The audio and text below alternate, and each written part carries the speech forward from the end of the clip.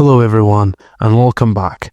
Today we're gonna see how to connect USB mic to Xbox. Firstly, to begin, select a USB microphone compatible with your Xbox One. Now, press the Xbox button on your controller and use the left stick to control settings. Press A to select.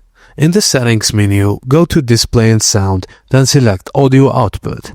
Under headset format, choose stereo and compressed for the best sound quality. Under audio input, locate the headset mic option and adjust mic volume and mic monitoring. Test your microphone in a party chat or game. Now go back to display and sound in settings and select volume then party chat output.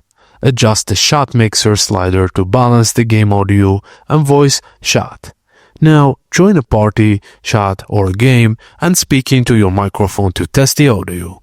If there's issues, check the USB connection is secure and the settings are configured properly. Once everything is set up, enjoy crystal clear voice chat while gaming on your Xbox. And that's it, guys. Thank you for watching, and please don't forget to like and subscribe for more.